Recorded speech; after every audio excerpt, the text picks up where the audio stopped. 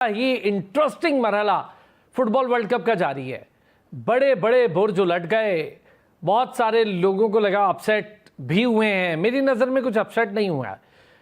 Round of 32 की तमाम teams बड़ी तगड़ी थी। कैपे वर्दे ने तो खैर कमाल किया ही था और कर भी रही है, पर मुझे नीदरलैंड और मोरक्को के मैच में पलड़ा तकरीबन इक्वल लग रहा था। बहुत से लोगों का ख्याल था कि नीदरलैंड का पलड़ा बेहतर था, लेकिन मुझे लगता था कि मोरक्को नीदरलैंड में दोनों बराबर हैं। ब्राज़ील और जापान, गुज़िश्ता रोज़ हमने इस पर एक प्रेडिक्शन की थी। हमारे 3 साथी जो हैं उनके मुताबिक ब्राज़ील और एक के मुताबिक जापान था, और हम आज उस पर भी बड़ी डिटेल डिस्कशन करेंगे। पर ब्राज़ील और जापान के मैच के लिए गुज़िश्ता रोज़ मैंने कुछ लिखा भी, वो बहुत सारा उस पर बात भी बहुत ज़्यादा छिड़ गई है सोशल मीडिया पे, तो हम ज़रा उस पर भी बात ज़रूर करेंगे। मैंने ऑलरेडी ये मेंशन किया है कल के मैच पर, और मैं आप लोगों के सामने भी रखता हूँ। आप जब पहले हाफ में 29वें मिनट में गोल करते हैं, उसके बाद अपने गोल पोस्ट की हिफाजत पे जाके बैठ जाएं और मक्खियों की तरह मंडलाने लगें अपने गोल पोस्ट पे, तो वो आपकी जीत की ज़मानत को जब्त कर लेता है।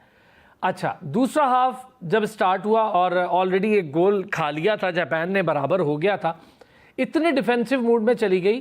पहला हाफ इतना तगड़ा खेलने के बाद, और पहला हाफ भी क्या 35 मिनट बहुत तगड़े खेले, आखिरी 10 मिनट ब्राज़ील के हक में रहे, और फिर उस 10 मिनट के बाद जब ब्राज़ील वापस आई, आप अंदाज़ा करें 23 मिनट के करीब जो बॉल है वो जापान की डी में रही, और जापान उसे ब्राज़ील की डी में ले जाने से कासिर रहा। 23 मिनट गेंद ब्राज़ील के गोल के पास तक नहीं गई है।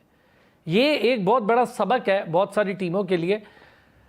ट्रेडिशनल पोटेंशियल एक चीज़ है फुटबॉल में, जो एक ट्रेडिशनल टीम्स हैं जिनमें अब नेमार नहीं खेल रहा था, फैबिनो उनका एक्स्ट्रा टाइम में आया, परवाह नहीं है उन्हें, क्योंकि विनी जूनियर खेल रहा था, और जैसा गोल कैसेमिरो ने किया वो कमाल था, और उनको परवाह नहीं थी, उनका हर प्लेयर ही नेमार था।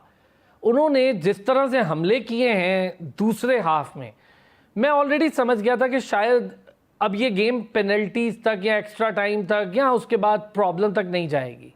ये गेम हर सूरत एंड होके रहेगी और फील्ड के अंदर ही ख़त्म होगी, क्योंकि ब्राज़ील ने 23 मिनट जापान के हाफ में रखी है बॉल, और जापान में इतनी सकत नहीं थी कि वो 23 मिनट एक बार भी गोल के पास ले जाते। ये बहुत बड़ा लॉस होता है फुटबॉल में, इसको बड़ी टीमों को समझना होगा। जापान का पोटेंशियल उन्होंने सारे का सारा इस्तेमाल कर दिया। वो ट्रेडिशनली यही करते हैं, वो शुरू में इतनी जान मारते हैं कि टीम बाद में थकी थकी दिखाई देती है।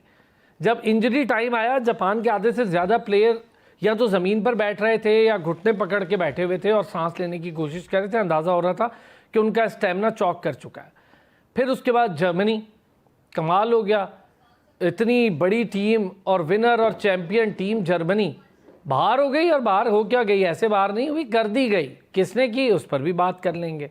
फिर नीदरलैंड मोरक्को के मैच पर भी बात करेंगे जी, और बड़े मज़ेदार मैचेस हुए हैं। ब्राज़ील ने हराया, मैं तो खैर मेरा पहले भी कहता हूँ मेरा बचपन का प्यार है जी ब्राज़ील के साथ, हम शुरू से, मैं तो ब्राज़ील का बहुत बड़ा फ़ैन हूँ। अब आगे ज़रा रोनाल्डो हमें बहुत ही पसंद है, लेकिन ब्राज़ील अभी भी दिल में बसती है। तो मुझे तो कल बड़ी खुशी हुई।